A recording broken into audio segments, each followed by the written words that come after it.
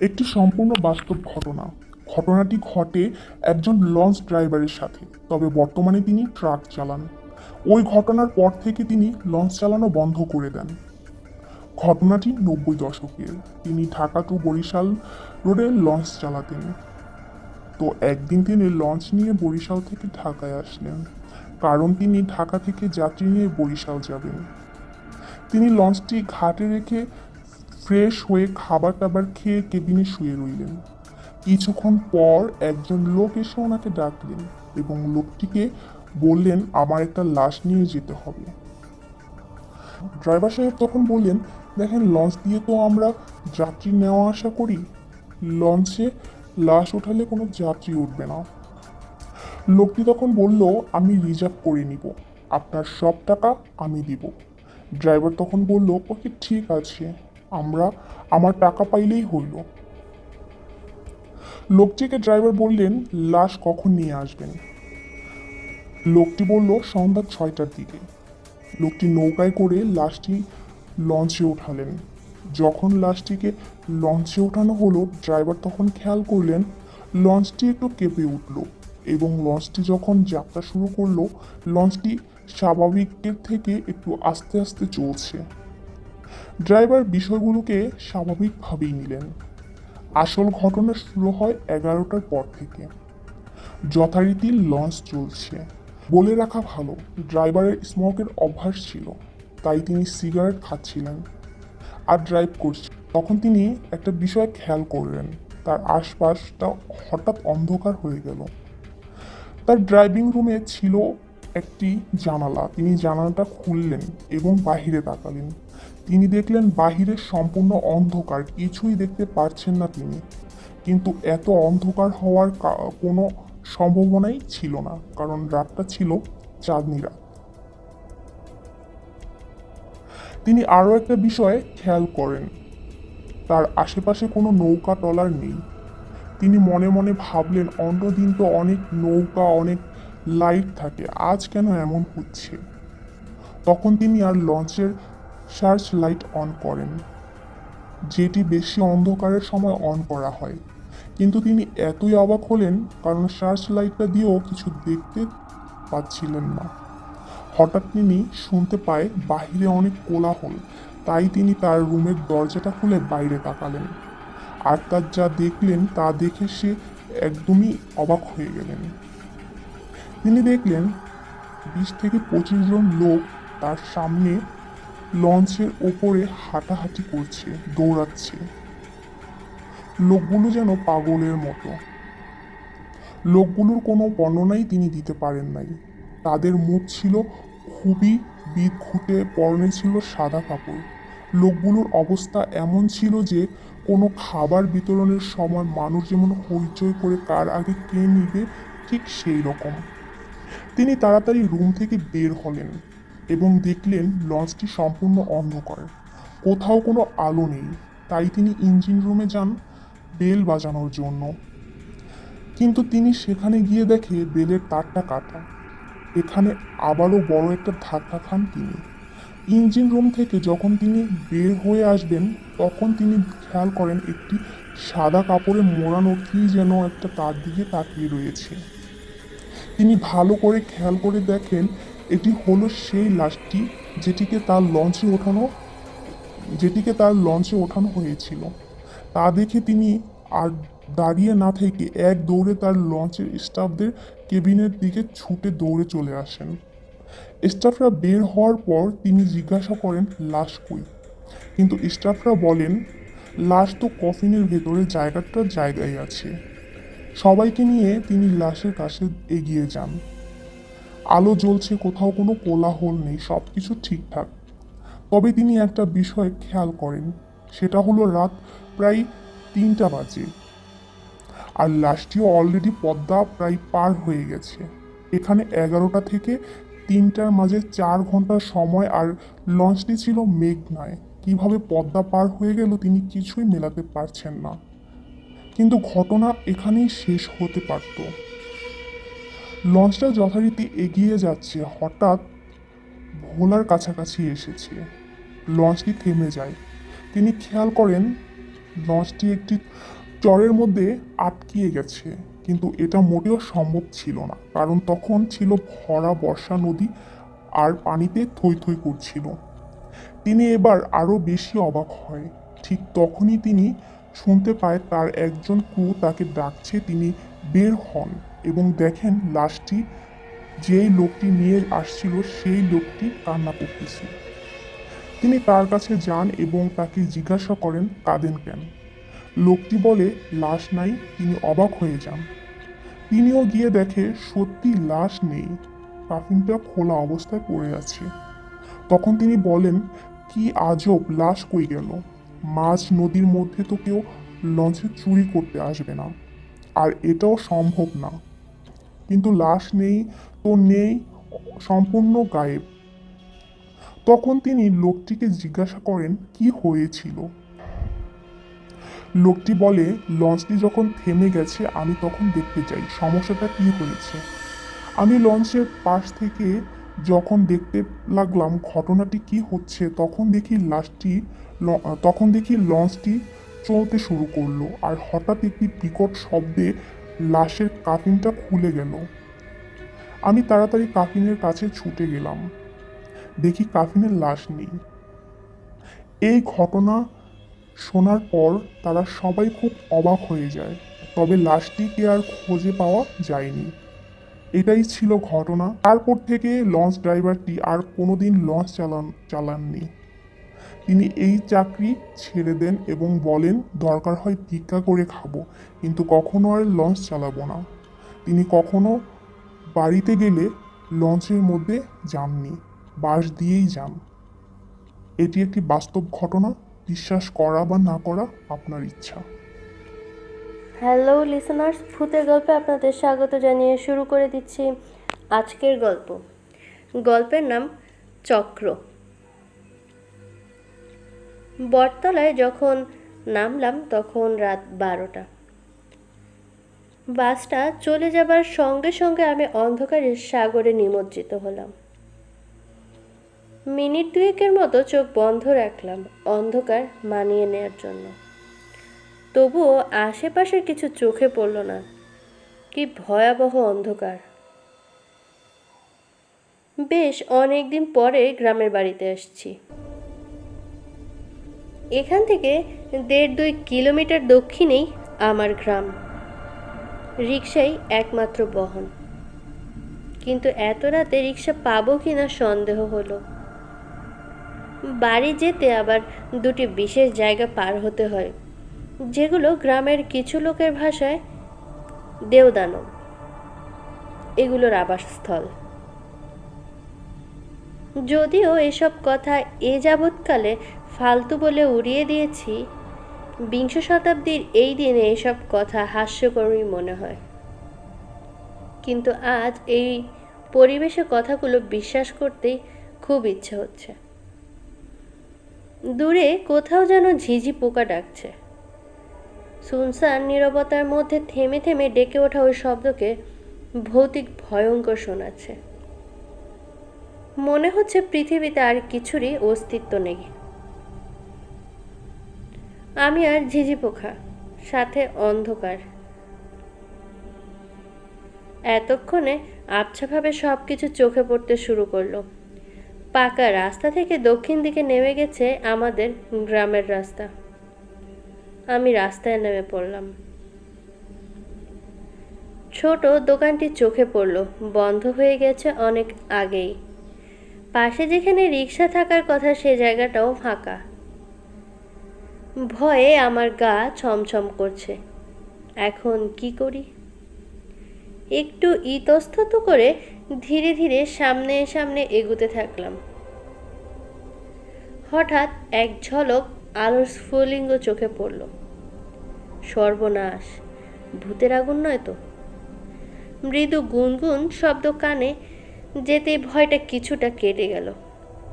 ভূত আর যাই করুক গুনগুন করে গান করে না, কোনোদিন করেছে বলেও শুনিনি। আমি সাহস করে এগিয়ে যাই। একটা রিক্সা। সিটে বসে বিড়ি ফুঁকছে রিক্সাওয়ালা। বিড়ির টানে যে আলো সৃষ্টি হলো তাতেই তার চেহারা পরিষ্কার দেখতে পেলাম। রোগা পাতলা শরীর, শুকনো মুখ। আশ্চর্য, বিড়ির আলো যে এতটুকু তা কখনো কল্পনাও করিনি। দিনের আলোয় কখনো বোঝা যায় না অন্ধকারে এই একটু বিড়ির আলো কত উজ্জ্বল হয়ে জ্বলে। আমাকে দেখে লাফ দিয়ে নেমে দাঁড়ালো সেই রিক্সা থেকে, বিড়িটা ছুঁড়ে ফেলে দিল। বাইক যাইবেন? উঠেন। আমি একটু অবাকই হলাম। চেনেন নাকি আমাকে? হতে পারে, গ্রামে অনেকের কাছেই আমি পরিচিত। আপনি হারিকেন জ্বালাননি কেন? আমি জিজ্ঞাসা করলাম। কমাইতে গিয়া শালাই তো ভিতরে পড়ে গেছে, রিক্সাওয়ালা কৈফিয়ত দিল। আমি রিক্সা উঠে বসলাম। অন্ধকারে রিক্সা চালাবেন কিভাবে? রাস্তা দেখবেন কি করে? অসুবিধা নাই, বিলাইয়ের চোখ আমার, অন্ধকারেও সব দেখবার পারি। আপনি শক্ত হয়ে বইসা থাকেন। রিক্সা ঘুরিয়ে অদ্ভুত কায়দায় লাফিয়ে তার আসনে উঠে বসল রিক্সাওয়ালা। কয়েক মুহূর্তেই দ্রুত চলতে শুরু করলো রিক্সা। ওই রোগা পটকা টিনটিনে শরীরে যে এত শক্তি তা ওকে দেখে আমি বুঝতে পারিনি। কিছু সামনেই দেবদেনবের আবাসস্থল, বিশেষ জায়গা দুটির প্রথমটি। উত্তরপাড়া আর দক্ষিণ পাড়ার ঠিক মাঝখানের কালভার্টটি। কালভার্টের দুই পাশে দুটি শিমুল গাছ। দুই পাড়ার লোকজন বুনেছিল।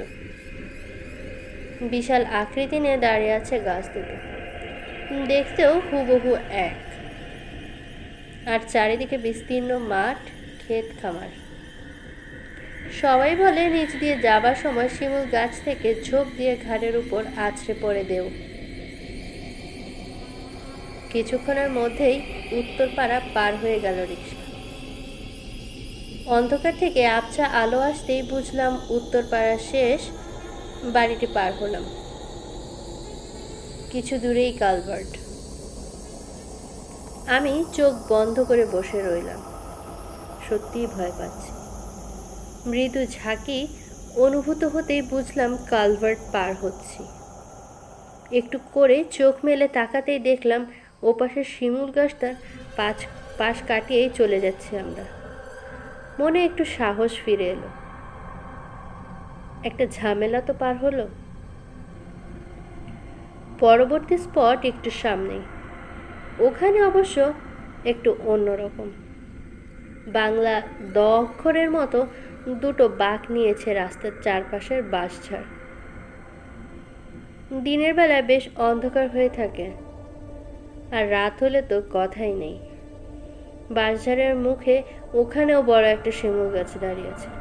কাকতালীয়ভাবে এইটিও একই রকম দেখতে। রাতের অন্ধকারে গাছটিকে আরো ভয়াবহ দেখায়। মনে হয় বিশাল এক দৈত্য দাঁড়িয়ে আছে। এর সম্পর্কে নানা রকমের গল্পও শুনেছি ছোটবেলায়। দিনের বেলায় যেতে গা ছমছম করে, রাতের বেলায় ওখান দিয়ে গেলে নাকি বোবায় ধরে। বোবা বিষয়টা কি তা আমি এখনো কারো কাছে সঠিকভাবে জানতে পারিনি। অনেকেই নাকি বোবায় ধরেছে এ পর্যন্ত, কিন্তু এখনো এমন কাউকে পাইনি যাকে বোবায় ধরেছে। সবাই শুধু শুনেই এসেছে। ভয় কাটানোর জন্য আমি অন্য কিছু ভাবতে বসলাম। বিকেলে রওনা হয়ে রাত 12টায় এসে পৌঁছেছি। মাত্র 100 কিলোমিটার পথ। আশ্চর্য, ঢাকা থেকে যদি 3 ঘন্টা সময় লাগে বের হতে, তাহলে কেমনে লাগবে? ভীষণ মেজাজ খারাপ হয়ে যাচ্ছে দেশের ট্রাফিক ব্যবস্থার উপর। অন্ধকারে রিক্সাওয়ালা সাই সাই করে প্যাডেল মারি চলছে। হঠাৎ মনে হলো এতক্ষণে তো বাঁশঝাড় মানে দ্বিতীয় স্পটটা পার হয়ে যাবার কথা। বিষয় কি? আমি চারিদিকে একটু খেয়াল করার চেষ্টা করলাম। ওই তো সামনে আবছাভাবে শিমুল গাছ দেখা যাচ্ছে। তার মানে আমরা দ্বিতীয় স্পটে ঢুকতে যাচ্ছি। আমি দাঁত মুখ চেপে জবুথবু হয়েই বসে রইলাম। শিমুল গাছটা পার হবার পরে আবার মৃদু ঝাঁকি খেলো রিক্সা। মনে হলো রিক্সাটা আবারও কালভার্ট পার হলো। আশ্চর্য, কালভার্ট তো পার হয়েই এলাম, ঘটনা কি? আরে এই তো এবারে শিমুল গাছটি, আবছা আলোয় দেখা গেল। পাশ কাটিয়ে চলে গেলাম। কি ব্যাপার, এমন হলো কেন? নাকি ভূতের ভয়ে মাথার ভেতর ওলট পালট হয়ে গেছে সব কিছু? আমি সচেতনভাবেই তাকালাম। ছুটে চলছে রিক্সা, এক মনেই চালিয়ে যাচ্ছে রিক্সাওয়ালা। কিছু জিজ্ঞাসা করব, ইচ্ছে তো করছে না। বেকুবি হয়ে যায়, আমি শহরের ছেলে, ভয় পেয়েছে শুনলে এ কথা রটেই যাবে। ওই তো সামনে আবছা অন্ধকারে আবারও শিমুল গাছের অবয়ব চোখে পড়ল। পৌঁছে গেছি এবার বাঁশঝাড়ের কাছে। আমি সজাগ দৃষ্টি মেলে তাকিয়ে আছি আমার বাম দিকে। শিমুল গাছটা পার হয়ে গেল। তারপরও আবারও মৃদু একটা ঝাঁকি। আমরা তৃতীয়বারের মতো কালভার্ট পার হচ্ছি। আমার সারা শরীরে রোমকূপ শীতল একটা স্রোত বইয়ে নিয়ে গেল। ভয়ঙ্কর ভয়ঙ্কর কিছু একটা ঘটে যাবে বা যাচ্ছে। আমি রিকশায় বসে প্যাডেলরত রিকশাওয়ালার গায়ে হাত রাখলাম। বরফের মতো ঠান্ডা হয়ে আছে রিকশাওয়ালার শরীর। আমি স্তম্ভিত হয়ে গেলাম। আমি চিৎকার করে তার পিঠে ধাক্কাতে লাগলাম, এই এই। রিকশাওয়ালা কেমন যেন গোঙানির মতো আওয়াজ করতে থাকলো। মনে হলো কে যেন তার মুখ চেপে ধরে রেখেছে। মনে হচ্ছে প্রাণপণে রিকশার হাতল ধরে রেখেছে সে। হঠাৎ আমিও শরীরে কিছু একটা চাপ অনুভব করি। তবে কি আমাকেও? আমার শরীরের রক্ত হঠাৎই গরম হয়ে যায়। ভয়ঙ্কর বিপদের মধ্যে আমি হঠাৎ রেগে উঠি। আগেও কয়েকবার প্রমাণ পেয়েছি। আমি স্থানকাল পাত্র ভেদেই চেঁচিয়ে উঠি, এই শহরের বাচ্চা, ওকে ধরেছিস কেন? ছেড়ে দে। চেঁচিয়ে ওঠার সাথে সাথে আমার সারা শরীর মনে হয় রাগের বৈদ্যুতিক ঝিলিক দিয়ে উঠে যায়। হঠাৎ ভয়ঙ্কর সাহসিক মনে হয় নিজেকে। আজ ভুতুরে একদিনে কি করবে আমার? খায়া ফালা মুশালা, ওকে ছাড়, ছেড়ে দে। জানি না কাকে উদ্দেশ্য করে আমার এই গালাগাল। হঠাৎ তীব্র আলোয় চোখ ধাঁধিয়ে যায়। সঙ্গে সঙ্গে মনে হয় কি এক বিরাট বোঝা যেন নেমে গেল আমার উপর থেকে। ওই কি হয়েছে? কারো গলা শোনা যায়। আবারও সেই তীব্র চোখ ধাঁধানো আলো। একজন পথচারী, বোধহয় আমার চিৎকার শুনেছে দূর থেকে। হাতে ছোট্ট একটা টর্চ। এই আলোকে এত তীব্র মনে হচ্ছিল। সঙ্গে সঙ্গে রিকশাওয়ালা যেন সংবিত ফিরে পায়। ব্রেক কষে অল্পক্ষণেই থামিয়ে ফেলে রিকশা। আর একটু হলেই চলে গিয়েছিল খাদে। বেশ জোরে জোরেই দোয়া দরুদ পড়ছে। বেশ ভয় পেয়েছে বলে মনে হলো। আমি বলে উঠি, না তেমন কিছুই না, ঘটে যাওয়া ঘটনাগুলো মানতে পারছি না। আবারও বলতেও ইচ্ছে করছে না কাউকে এই মুহূর্তে। ভাই একটু টর্চটা ধরবেন? আমি পেছনে তাকিয়ে লোকটাকে উদ্দেশ্য করে বলতে থাকি। পেছন থেকে টর্চের আলো ফেলে। অল্প সময়ের জন্য চারিদিকে আলোকিত হয়। সহসাই বুঝতে পারি আমরা একটু পেছনে বাঁশঝাড়টা ফেলে এসেছি। এই চলেন চলেন। আমি আবার রিকশাওয়ালাকে তাড়া দিই। রিকশাওয়ালা দ্রুত রিকশা টানতে শুরু করে। যত তাড়াতাড়ি সম্ভব এখান থেকে সরে পারলেই বাঁচা। বড় বাঁচা বাচ্চা গেছি গো, রিকশাওয়ালা শব্দ করে বলতে থাকে। আজকে অমাবস্যার রাত, আমার মনেই আসছিল না। কেন? অমাবস্যা হলে কি হয়? আমি জিজ্ঞাসা করি। অমাবস্যায় দেবদানব শিকার করতে বাইর হয়। একলা পাইলে তো কথাই নাই। ধুর, এগুলো ফালতু কথা। আমি অভয় দেওয়ার চেষ্টা করলাম। বাড়ি গিয়ে ঘুম দেন, দেখবেন সব ঠিক হয়ে গেছে। মুখে বললেও মনে ভাবি সত্যিই বোধহয় বড় বাঁচা বেঁচে গেছি। আজকের পর থেকে আর রাইতে রিক্সা চালামো না, নিজে নিজেই বলতে থাকে সে। পরদিন একটু বেলা করে ঘুম ভাঙলো। গত রাতের কথা মনে পড়ল। দিনের আলোয় সব কিছু মনে হলো মিথ্যে। ধ্যাত, খামোখাই ভয় পেয়েছিলাম নিশ্চয়ই। সত্যি কি কালবার 3 বার পার হয়েছি? এও কি সম্ভব? দিনের আলোয় অবাস্তব মনে হচ্ছে সব। ভাবতে ভাবতে বাড়ি ছেড়ে রাস্তার কাছে দাঁড়ালাম। রাতের কেউ কিছুই জানায়নি, খামোখায় ভয় দেখে লাভ আছে? রাস্তায় পাঞ্জাবি পরে টুপি মাথায় চাচাকে দেখে অবাক হলাম। কি হয়েছে, কোথায় যাচ্ছেন? আর বলো না, গত রাতে ওই পাড়ার মোতালেব মারা গেছে, ওর বাড়িতেই যাচ্ছি। কথাটা শোনার সাথে সাথে প্রচণ্ড একটা ভয় ঘিরে ধরলো আমাকে। মোতালেব কি রিক্সা চালাতো?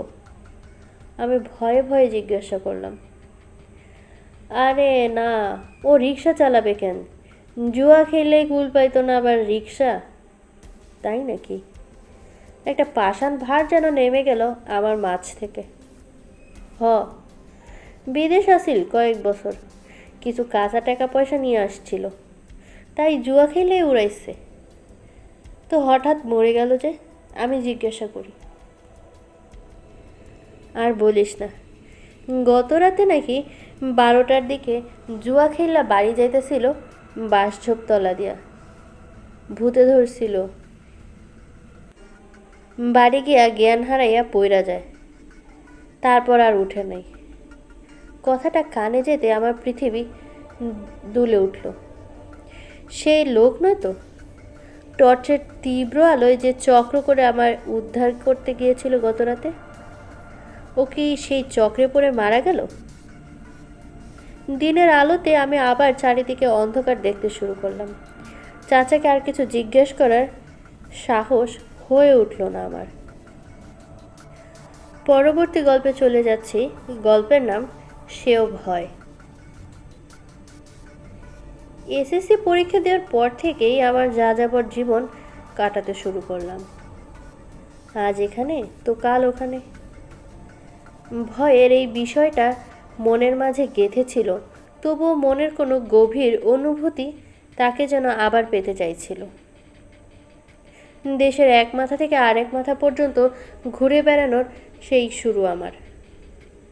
এরই ফাঁকে ফাঁকে যেন বিভিন্ন জায়গায় খুঁজে বেড়াতাম সেই আধুরা দেখা অপার্থিব তাকে, কিংবা সেরকম অন্য কিছু।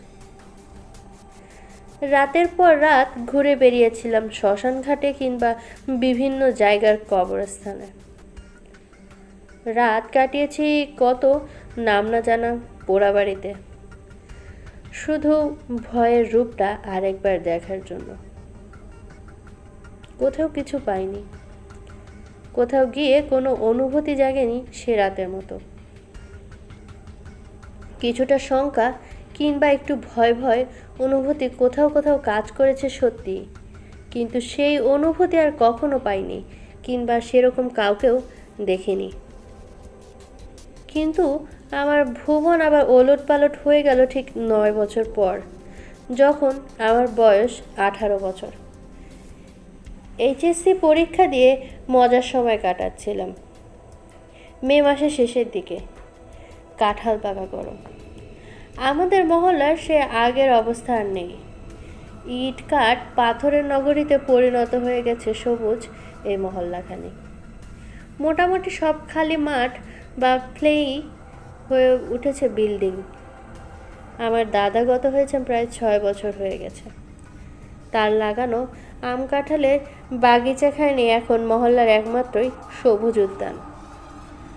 মহল্লার বখাটে ছেলেপেলের হাত থেকে বাগানের ফল ফলাদি রক্ষা করতে প্রায় রাতেই বাগান পাহারা দিতে হয়। বাগান ছেয়ে আছে নানা রকমের কাঁঠালে।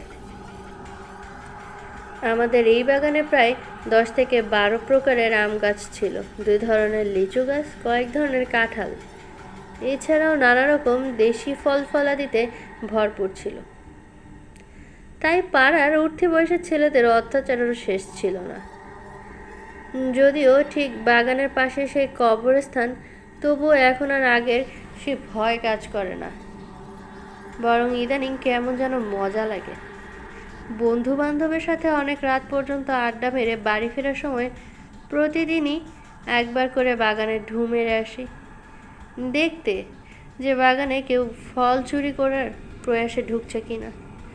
বাগানটি নতুন বাউন্ডারি দিয়ে ঘেরা হয়েছে, যদিও একটা গেট আছে, তবে তার সাধারণত তালা মারাই থাকে, চাবি থাকে বাসায়। তাই আমিও ওয়ালটপকে বাগানে ঢুকে আর ওয়ালটপকে বের হয়ে পাহারা দেওয়ার নামে আসলে রাতে আম তোলা ঢু মারি, যে কোনো পাকা আম পড়ে আছে কিনা। প্রতিদিনই প্রায় 2 থেকে 4টা পাকা আম রাতের ডেজার্ট হিসেবে আমার পেটে যায়। খেয়ে বেশি হলে তা পকেটে ভরে বাসায় নিয়ে আসি। ঠিক বাগান ঘেঁষেই কালী কাঁঠাল গাছের পাশে নতুন ল্যাম্পপোস্ট বসানো হয়েছে। টিমটিমে হলুদ লাইটের বদলে এখন লম্বা টিউবলাইট রাস্তায় ঠাঁই করে নিয়েছে। তারই আলোতে বাগান ভরে থাকে। পড়ে থাকে আম কুড়াতে কোনো সমস্যাই হয় না। এমনই এক রাতে তাকে আবার দেখলাম। রাত প্রায় 1টার দিকে বাগান থেকে বের হয়ে ওয়ালটপকে ল্যাম্পপোস্টের দিকে না নেমে নামলাম কবরস্থানের দিক দিয়ে। এই জায়গাটি 2 ল্যাম্পপোস্টের মাঝখানে পড়েছে, একটি আমাদের বাড়ির সামনের দিকে, আরেকটি বাগানের দিকে। 2 ল্যাম্পপোস্ট থেকেই টিউবলাইটের আলো হালকা করে এখানে পড়ে। পথ চলায় কোনো অসুবিধা হয় না। সে রাতে যে দেয়াল টপকে কবরের সামনে নামলাম, তখন জানি হঠাৎ করেই অজানা এক ভয়ে পেটের ভেতর গলিয়ে উঠল। রাস্তার দুদিকেই তাকালাম, কোনো জনমানুষের চিহ্নও নাই কোথাও। চোখ আপনা থেকেই চলে গেল কবরের দিকে। কালো কাপড়ে আপাদমস্তক ঢাকা কে যেন দাঁড়িয়ে আছে। লম্বায় প্রায় আমার দ্বিগুণ হবে। আমি তার মুখ দেখতে পাচ্ছি না, কিন্তু অনুভব করছি সে যেন তীব্র চোখে আমার দিকে চেয়ে আছে। বোধ বুদ্ধি সব গুলিয়ে গেল আমার। সে যে কি তীব্র ভয়ের অনুভূতি তা ভাষায় বর্ণনা করা যাবে না। হাত পা সব জমে গেছে আমার। কালো কাপড়ে ঢাকা মূর্তি ধীরে ধীরে নড়ছে, মনে হচ্ছে যেন আমার দিকে এগিয়ে আসছে। চোখ মুখ বন্ধ করে কোনো মতে দৌড় দিলাম। এখনো ভেবে পাই না কিভাবে যেন দৌড়েছি সে রাতে। দৌড়াতে দৌড়াতে বাসা ছেড়ে কখন মেইন রোডে উঠে এসেছি তারও খেয়াল নেই। যেন দিকবিদিক হয়েই দৌড়চ্ছি। কে যেন পিছু তাড়া করছে আমার। রাস্তার গাড়ি হর্নের শব্দ ঘোর কাটলো আমার। ঘেমে ভিজে উঠেছি। দৌড়াতে দৌড়াতে ওয়্যারলেসটাও মোড় চলে এসেছে। সুরুচি রেস্তোরাঁর কথা হয়তো অনেকেই মনে আছে। সারা রাত খোলা থাকতো এটি। আমার রেস্তোরাঁয় বসে গ্লাসের পর গ্লাস পানি খাচ্ছি, একটু সাহস সঞ্চয় করার জন্য। হাত পা কাঁপছে। কিছুক্ষণ বসে চা খেলাম, পরপর 3 থেকে 4টি সিগারেটও শেষ করে দিলাম। তারপর ধীর পায়ে বাড়ির দিকে রওনা হলাম। ঘটনা এখানে শেষ হলে আর কিছু বলার ছিল না। নিছক ভয়েরই একটা অভিজ্ঞতার গল্প হয়তো বলতে পারতাম। এই ঘটনাটি বা আগের ঘটনাটি আসলে মনের ভুল। হালকা আলো আধারিতে চোখের ধান্দা। ভয় নামক যে অপার্থিব অনুভূতি থাকে, হালকা আলো ছায়ায় তারই চাক্ষুষ একটা ইলিউশন কিংবা হ্যালোসিনেশন। আমি যখন খুবই ভালো হতো এমন কিছু ভাবতে পারলে। আমার জন্য বাস্তব ক্ষেত্রটা আসলে এমন নয়, বরং সম্পূর্ণ অন্যরকম। সেটা একটু বর্ণনা করছি। আগের লেখায় নিশ্চিন্ত আপনাদের মনে আছে দাদার কথা। উনি আমাকে কিন্তু বলে গিয়েছিলেন তাকে আবার দেখব। ওনার সেই কথাগুলো সেখানেই শেষ হয়নি, আরও অনেক কিছুই আমাকে বলেছিল। ওনার বলা পরের অংশটুকুই সে গল্পের কাহিনী আর করা হয়নি।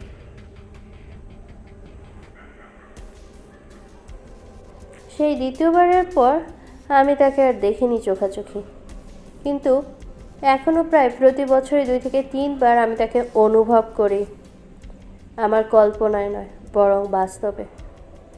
যখনই তাকে অনুভব করি বুঝি কে যেন তীব্র চোখে আমার দিকে চেয়ে আছে। এর কোনো সময় নেই, কোনো রাত বা কোনো দুপুর নেই। কোনো কারণ ছাড়াই তীব্র এক ভয় আমাকে আচ্ছন্ন করে ফেলে হঠাৎই। কখনো দিনে তো কখনো রাতে, কখনো মধ্যরাতে বা সকালবেলায় ঘুম ভেঙে জড়ো হয়ে উপরে বসে রয়েছি।